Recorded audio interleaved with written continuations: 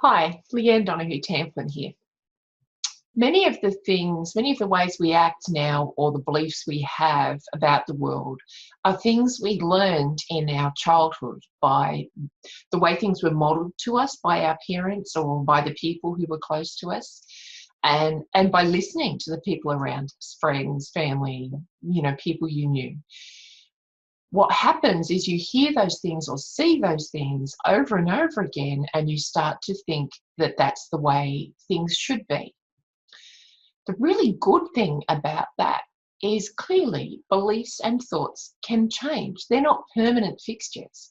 But if that's how you learn them, by repetition, by seeing them happen, by them being modeled to you, then to change them, you need to go through a similar process.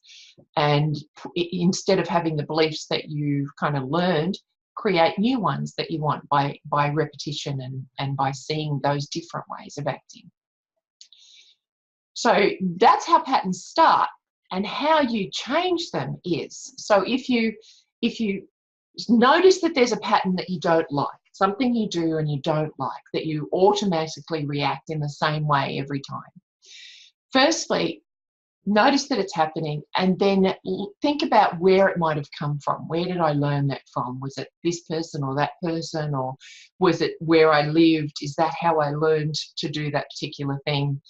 So once you know that and you're kind of a bit informed about it, then when it happens again, you need to practice catching it, stopping it before it just happens on automatic. And that takes a while. You've got to get really good at kind of slowing down things so that you can catch it before it gets too far. When you catch it, then you challenge it.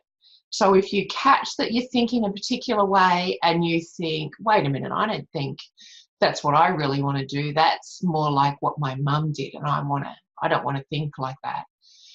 So that's the process of challenging it. Where did it come from?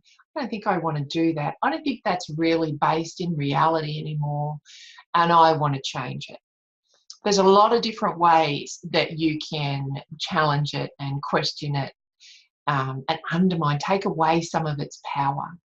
One of those is to laugh at it, to make fun of it, to sing it when it pops into your head instead of just believing it and feeling disempowered by it.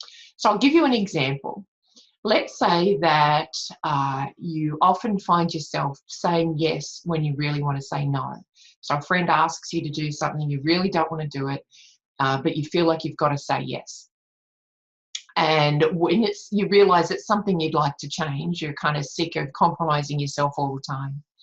And you realise that's something your mum used to do all the time. She was always saying yes to people, and then they'd go away and she'd grizzle about it, and you saw her grizzle about it, but she did it anyway.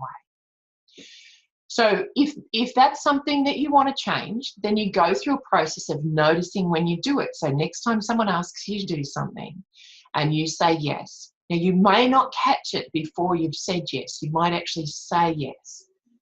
Then realise that's what's happened, and then go about trying to, first of all, reflect on it, notice it's happened, think about how you can be more empowered. That's not my thinking, that's mum's thinking, for example. I don't need to do that anymore.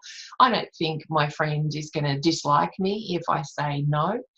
And I will feel better if I'm saying no when I mean no.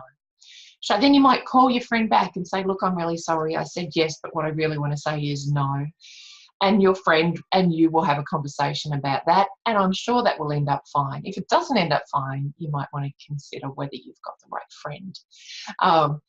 So that's all the process is. Now, that's a very simple pattern example that I've given you. And obviously patterns can be much more complex. They can be about angry reactions. They can be about, sad or emotional reactions. It can be that you're choosing relationships that you don't want to choose. So I'm only giving you a very simple example so that you can apply the same strategy to other issues that you're trying to deal with, or other patterns that you want to change in your own life. All right, thanks for listening, and I'll talk to you again soon.